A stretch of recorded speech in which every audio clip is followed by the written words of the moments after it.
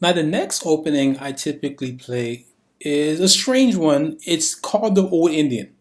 The Old Indian is very similar pawn structure to the Black Line. In fact, it is actually the Black Line or the fill of the defense. It is that it depends what white plays. So if white starts off with their pawn to e4, and then you're going to play the black line. So it's called the black line or the field of force if they play e4. However, if white actually starts off with d4, and then if they follow it up also with, so if they play e4 and d4, it's going to be black line. But then as soon as their pawn advances c4, then it's going to be then the opening that you're going to play is actually going to be called the Old Indian. So they can either have this pawn up here, e4 as well, but the main pawn right here is actually the c4. It's these two pawns right here. Once they have those two pawn advance here, then it's actually the Old Indian. All right, so let's show how the pawn structure looks for black. So the main thing about the Old Indian is these two pawns. So as long as they have these two pawns advanced, then it's called the Old Indian. Now remember for the black line, they can't do that because normally this knight will be in the way. So there's knight in the way, so it will cause this pawn not to advance. So therefore, in that case, you can play the black line. But if they haven't moved the knight yet, so they move the pawn first before the knight, then in that case, now it's going to be the Old Indian. All right, so let's show how it looks for black. So the pawn structure is very similar, right? So you got pawn here, pawn there, pawn here, pawn advance here, pawn here, pawn here. Let's say just put them in the bases right here, right? So this is how it starts off. But sorry, so I'm just going to show the way it looks. So I'm going to put my pawn. Now put my knights in. So remember this knight here, this knight here. This bishop goes here. This bishop's still in his home base. This queen is still in the home base as well. So is the king. You have the rook here. You have this rook here. All right. Now, typically, if you play the Old Indian, then you can't really play the typical pawn thrust. By trying to attack the opponents by thrusting your pawns and stuff like that. It may work sometime. You may be able to get it to work sometime. To be honest with you, it's very hard to be able to do the pawn storm on them if they actually starts off with they do the d4 and the c4. It's not going to really end too well for you if you try to do that route. So your plan is a little bit different when you playing the Old Indian. When you're playing the Old Indian, I hate to say this because I don't usually castle, but normally I'm going to castle and play the Old Indian. Only because if I try to do my pawn thrust, it may not work, right? So I know with the black line, I have a certain degree of chances where my attack is going to land and it's going to work, and I'm able to checkmate them and stuff like that. But when they play d4 and c4, the chances of that attack working goes down, diminished big time. So it's usually not really worth doing. Now, if you want to, if you gangster, go ahead, go at it, and still try to do it. But to be honest with you, it's not going to end up well for you because they're going to have too much attacking ability on that queen side. So what you normally want to do for black is you normally want to castle, and then here's the pawn structure you normally want to have. So you normally got to do this slow pawn move here, then this pawn here, and then do this right here.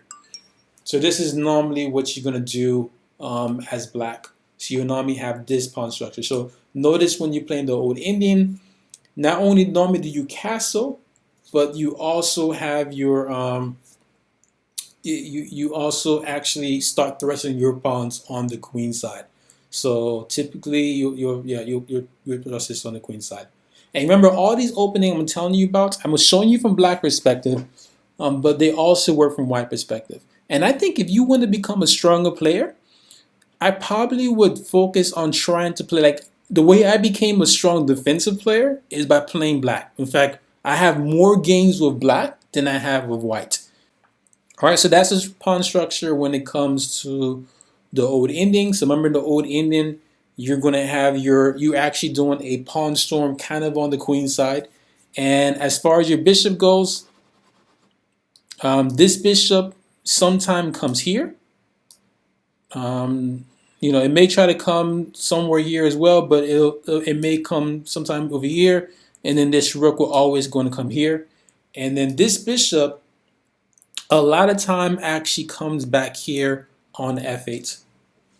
Sometime what I may do is I move my knight here first, try to get into the game by coming here, and then move my bishop here. But it's a matter of taste as far as what you do with this knight, because a lot of time there might be some ways that you actually get your knight by making a trade here first, and then you move your knight here, and then you move the bishop here and stuff like that. And you get like this diagonal, not diagonal, but you get this open file for your rook, and then you have lots of pressure with this knight this direction, and you may actually have pressure on the pawn.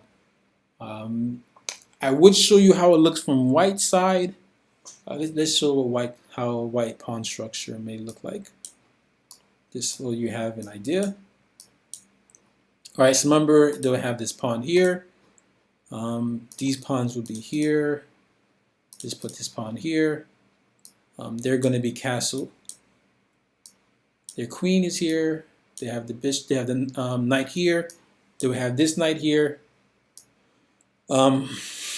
The downfall of them playing the c4 is they won't be able to move their bishop to the best diagonal, right? So remember, putting their bishop on this diagonal is like one of the strongest move that white can make. But when they play d4 and c4, they don't get this opportunity. So this bishop is kind of passive. Their white bishop passive. So either they may have it here or here, or sometimes they may finocchio. This is probably the most popular way they may do it, is they may actually have their bishop over here.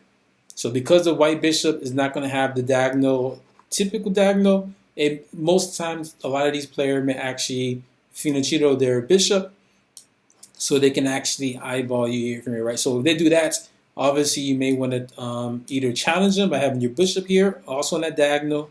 But I will also take another precaution to make sure my rook is not on that diagonal as well.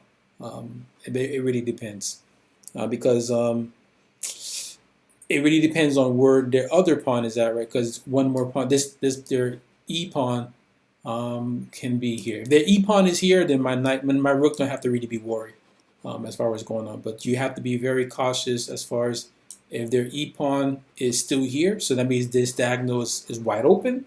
You have to watch out for any tactics they may have. And a lot of time they may try to thrust their pawns and find ways to try to win your rook.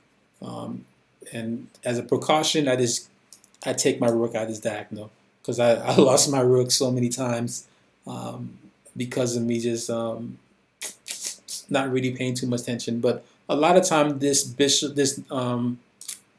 their pawn is here. If their pawn is here, then this bishop would never be able to actually take advantage of that.